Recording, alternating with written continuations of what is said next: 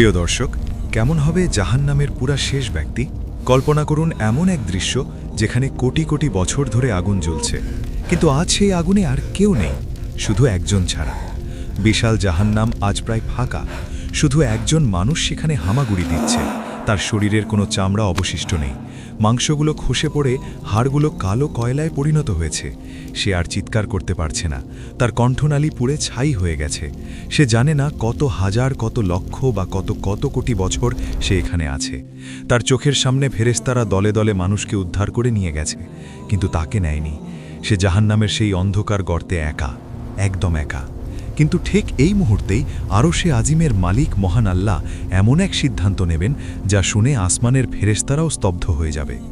আজ জাহান্নামের দরজা দিয়ে শেষ মানুষটি বের হবে। কে এই ব্যক্তি? কিভাবে একটি পুড়ে যাওয়া কয়লার টুকরো আবার মানুষে পরিণত হবে? আর আল্লাহ তাকে এমন কি দান করবেন যা দেখে সে চিৎকার করে বলবে, হে আল্লাহ, আপনি কি আমার সাথে উপহাস করছেন? অথচ আপনি তো রব্বুল আলামিন, আপনি কেন আমার সাথে ঠাট্টা করবেন?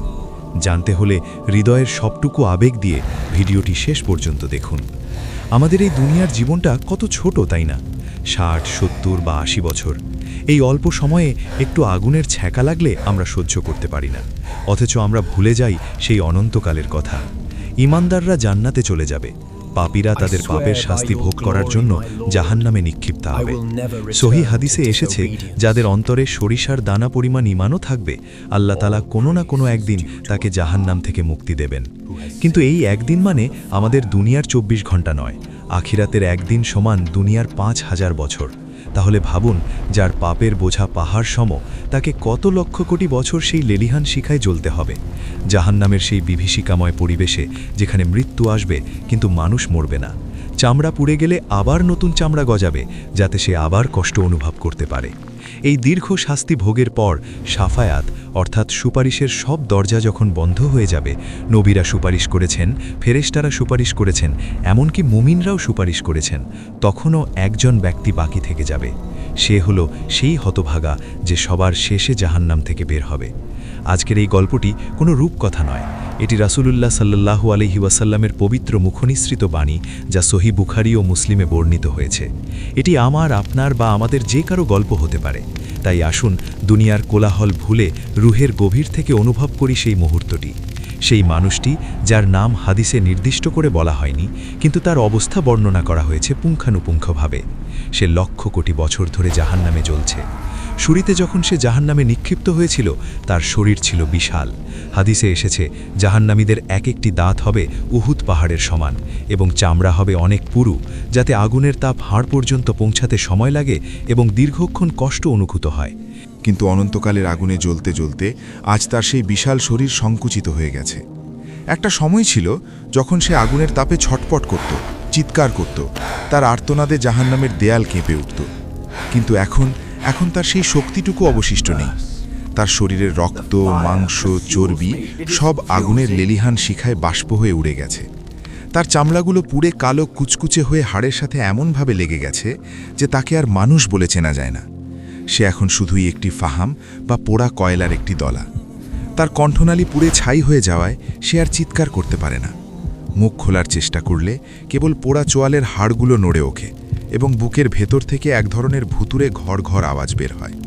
তার চোখের পাতাগুলো পুড়ে গেছে, তাই সে চোখ বন্ধ করতে পারে না। আগুনের লিলিহান শিখার সরাসরি তার অক্ষিগুলোকে আঘাত করে। কিন্তু সে অন্ধ হয় না, কারণ আল্লাহ চান সে যেন সব দেখে। সে বেঁচে আছে না মরে গেছে তা বোঝার কোনো উপায় নেই। শুধু তার পাঁজরের নিচে থাকা কলিজাটা ধুকভুক করছে, কারণ আল্লাহ তাকে মৃত্যু দেননি। সে হামাগুড়ি দিয়ে আগুনের সাগরে এপাশ থেকে ওপাশে যায়। কখনো আগুনের ঢেউ তাকে আছড়ে ফেলে জাহান্নামের এক প্রান্ত থেকে অন্য প্রান্তে। তার চামড়া খসে পড়ে, আবার নতুন চামড়া গজায়, আবার পুড়ে যায়। এই চক্র লক্ষ কোটি বছর ধরে চলছে।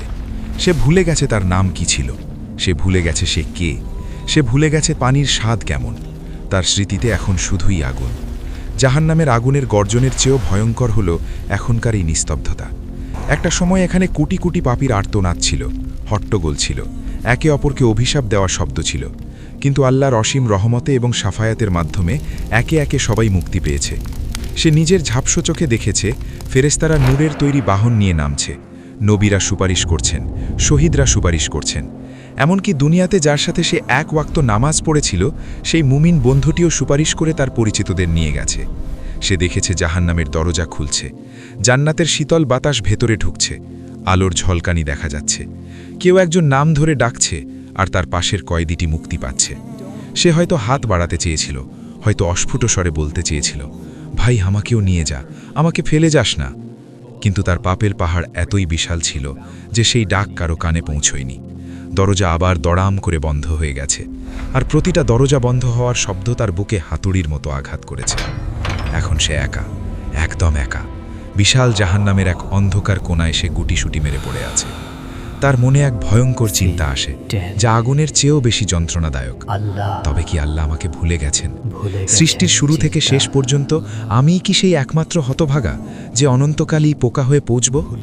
মাঝে মধ্যে সে জাহান্নামের প্রধান প্রহরী ফেরেশতা মালেকের দিকে তাকায়, কিন্তু মালেক আলাইহিসসালাম পাথরের মতো মুখ করে দাঁড়িয়ে থাকেন। তার চোখে কোনো দয়া নেই, কোনো সহমর্মিতা নেই। এই একাকিত্ব তাকে ভেতর থেকে ডুমুরে মুছড়ে শেষ করে দেয়। সে তখন বিড়বিড় করে বলে, হে রব, আমাকে মৃত্যু দিন।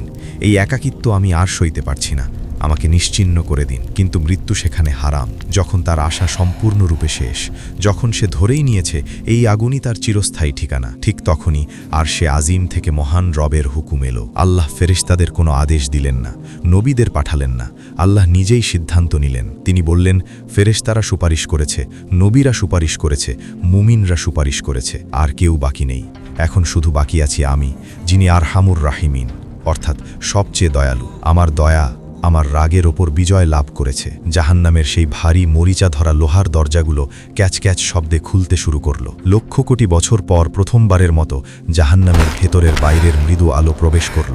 গায়েবী আওয়াজ এলো, বের হয়ে যা। সে বিশ্বাস করতে পারছিল না। সে ভাবল এটা হয়তো কোনো নতুন শাস্তির কৌশল, হয়তো দরজা দিয়ে আরও ভয়ঙ্কর কোনো আগুন ঢুকবে। কিন্তু যখন দেখল দরজা খোলা এবং বাইরে অন্ধকার নয় বরং আলো, সে নড়ে চড়ে উঠল। সে উঠে দৌড়াতে চাইল, কিন্তু হায়, দৌড়াবে কি করে? তার পায়ের রগগুলো তো কবেই পুড়ে ছিঁড়ে গেছে। তার মেরুদণ্ড বাঁকা হয়ে ভনুকের মতো হয়ে গেছে। তার গায়ে এক রত্তি মাংস নেই যা তাকে শক্তি যোগাবে। সে তখন বুকের উপর ভর দিয়ে সাপের মতো এঁকে বেঁকে দরজার দিকে এগোতে লাগলো। প্রতিটা ইঞ্চিতে তার মনে হচ্ছিল হাজার বছরের ক্লান্তি। সে একবার আগায়, আবার মুখ থুবড়ে পারে। তার মনে ভয়, দরজা যদি আবার বন্ধ হয়ে যায়, আমি যদি পৌঁছাতে না পারি। সে প্রাণপণে কনুই দিয়ে মাটি আঁকড়ে ধরে এগোতে লাগলো। সে যখন দরজার চৌকাঠ পার হচ্ছে, তখনও জাহান্নামের আগুন যেন তার শিকার হাতছাড়া করতে চাইছিল না। আগুনের এক বিশাল লেলিহান শিখা শেষবারের মতো তার পোড়া শরীরে ছোবল মারল, যেন আগুন তাকে বলছে, তুই কোথায় যাস?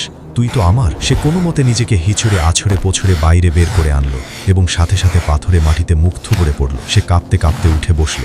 তারপর ঘাড় ঘুরিয়ে সেই ভয়ঙ্কর গহ্বরটির দিকে তাকালো। যে আগুন তাকে কোটি বছর জ্বালিয়েছে, তার দিকে তাকিয়ে সে বুক ভরা ঘৃণা আর স্বস্তি নিয়ে চিৎকার করে বলল, আল্লাহর কসম, আল্লাহ আমাকে তোর হাত থেকে বাঁচিয়ে এমন অনুগ্রহ করেছেন যা তিনি সৃষ্টির শুরু থেকে শেষ পর্যন্ত আর কাউকে করেননি। সে তখনও জানে না জান্নাত কি। সে মনে করছে আগুনের বাইরে এই রুক্ষ পাথরে জমিতে শুয়ে থাকাই হয়তো মহাকাশ সমান সুখ। সে জাহান্নাম থেকে মুক্তি পেয়েছে ঠিকই, কিন্তু তার দিকে তাকানো যায় না। সে দেখতে কুৎসিত, কালো, পোড়া কাঠের মতো। তার শরীর থেকে বের হচ্ছে পোড়া মাংসের উৎকট দুর্গন্ধ, যা জান্নাতের পবিত্র বাতাসকে দূষিত করে ফেলবে। তার হাড়গুলো বেরিয়ে আছে, চামড়া ঝুলছে। জান্নাতের ঠিক বাইরেই একটি বিশেষ নদী প্রবাহিত হচ্ছে, যার নাম নাহারুল হায়া বা জীবনের নদী। এর পানি দুধের চেয়ে সাদা, বরফের চেয়ে ঠান্ডা এবং মধুর চেয়ে মিষ্টি। ফেরেশতারা তাকে সেই নদীর তীরে নিয়ে গেল এবং বলল, ডুব দাও। সে তার সেই জরাজীর্ণ শরীর নিয়ে পানিতে নামল। জাদুর মতো কাজ হলো। পানির স্পর্শ লাগতেই তার গায়ের পোড়া কয়লার মতো মরা চামড়াগুলো খসে পড়তে লাগল, যেন কোনো পুরনো খোলস ছেড়ে নতুন জীবন পাচ্ছে। তার পোড়া হাড়ের উপর নতুন মাংসপেশি তৈরি হতে শুরু করল। শিরায় শিরায় তাজা রক্ত প্রবাহিত হতে লাগল। রসুলুল্লাহ সাল্লাল্লাহু আলাইহি ওয়াসাল্লাম হাদিসে চমৎকার উপমা দিয়েছেন, বন্যার পর পলিমাটিতে যেভাবে শস্যদানা দ্রুত সতেজ হয়ে অঙ্কুরিত হয়, ঠিক সেভাবে তার দেহ পুনর্গঠিত হল। সে পানি থেকে যখন উঠে এলো, তখন সে এক অপরূপ সুঠাম দেহের যুবক। তার বয়স ৩৩ বছর। তার চেহারায় পূর্ণিমার চাঁদের মতো আলো। তার চোখগুলো নক্ষত্রের মতো জ্বলজ্বল করছে। তার শরীর থেকে জান্নাতি মেশকের সুঘ্রাণ বের হচ্ছে। সে নিজের হাতের দিকে তাকালো। কোথায় সেই পোড়া দাগ? সে নিজের বুকে হাত দিয়ে দেখল হৃৎস্পন্দন কত শান্ত। সে গভীরভাবে শ্বাস নিল। লক্ষ কোটি বছর পর এই প্রথম তার ফুসফুসে বিশুদ্ধ বাতাস প্রবেশ করল। সে আনন্দে কেঁদে ফেলল। এই প্রথম তার চোখের পানি বাষ্প হয়ে উড়ে গেল না, বরং গাল বেয়ে পড়ল। সুস্থ হওয়ার পর সে সামনে তাকালো। সে দেখল বহু দূরে একটি বিশাল গাছ।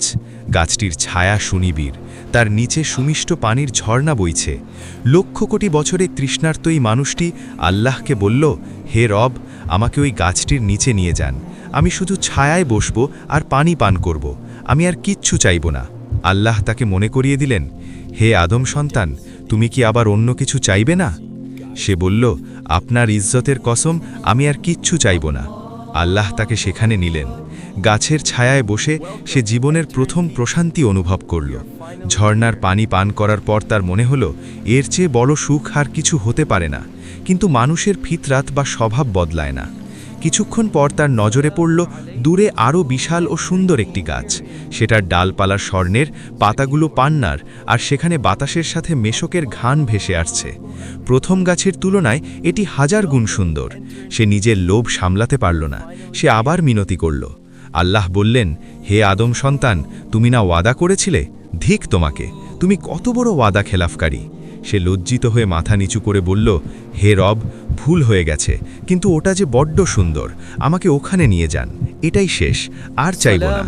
আল্লাহ তাকে সেখানেও দিলেন, কারণ আল্লাহ জানতেন সে যা সহ্য করে এসেছে এরপর তার ধৈর্য ধরার ক্ষমতা নেই। কিন্তু ঘটনার এখানেই শেষ নয়। কিছুক্ষণ পর জান্নাতের মূল ফটকের কাছে তৃতীয় একটি গাছ দেখা গেল। সেখান থেকে ভেসে আসছিল জান্নাতীদের হাসির আওয়াজ, নূপুরের রিনিঝিনি শব্দ এবং কুরআনের সুমধুর তেলাওয়াত। জান্নাতের সুবাতাস তার নাকে এসে লাগল। সে বুঝতে পারল আসল সুখ ওই দেয়ালের ওপাশে। সে জান্নাতীদের সুখের আওয়াজ শুনে আর নিজেকে ধরে রাখতে পারল না। সে এবার চিৎকার করে কেঁদে দিল, হে রব, আমাকে জান্নাতের দরজার কাছে নিয়ে যান। আমি ভেতরে ঢুকব না, শুধু দরজায় দাঁড়িয়ে একটু দেখব। আমি যা চাই তাই করার ক্ষমতা রাখি। প্রবেশ করো, তোমার রব প্রসন্ন হয়েছেন। অতপর সে তার প্রাসাদে প্রবেশ করবে। সে দেখবে হাজার হাজার সেবক তার অপেক্ষায় দাঁড়িয়ে আছে। তার প্রাসাদের ইঁটগুলো স্বর্ণ ও রৌপ্যের। সে তার বিশাল সাম্রাজ্যের দিকে তাকিয়ে ভুলে যাবে তার লক্ষ কোটি বছরের কষ্টের কথা। সে বলবে, প্রশংসা সেই আল্লাহ যিনি আমাকে দুঃখ কষ্ট থেকে মুক্তি দিয়েছেন। এটাই হলো আল্লাহর অসীম দয়া। এটাই হলো শেষ জাহান্নামের মহা উপহার। প্রিয় দর্শক, একবার ভাবুন তো, যে ব্যক্তি সবার শেষে জান্নাতে যাবে তার রাজত্ব যদি 10টি দুনিয়ার সমান হয়, তাহলে যারা কোনো হিসাব ছাড়া শুরুতে জান্নাতে যাবে তাদের পুরস্কার কেমন হবে? যারা আল্লাহর ভয়ে যৌবনকালে ইবাদত করেছে তাদের মর্যাদা কোথায় গিয়ে ঠেকবে? আমরা কেউ সেই শেষ ব্যক্তি হতে চাই না যাকে কোটি বছর আগুনে জ্বলতে হবে। আমরা চাই আল্লাহর রহমতে প্রথমেই জান্নাতের মেহমান হতে। আসুন আজ থেকেই তওবা করি, কারণ জাহান্নামের 1 সেকেন্ডের আযাবও সহ্য করার ক্ষমতা আমাদের এই দুর্বল চামড়ার নেই। হে আল্লাহ, আমাদের শরীরের হাড়গুলো জাহান্নামের আগুনের জন্য হারাম করে দিন। আমাদের বিনা হিসাবে জান্নাতুল ফিরদাউস নসিব করুন। আমিন। ভিডিওটি শেয়ার করে অন্যকে সতর্ক করুন। কে জানে, হয়তো আপনার একটি শেয়ারে কারো জীবন বদলে যেতে পারে। ধন্যবাদ। আল্লাহ ভুলে গেছেন চিন্তা, ভুলে গেছেন চিন্তা।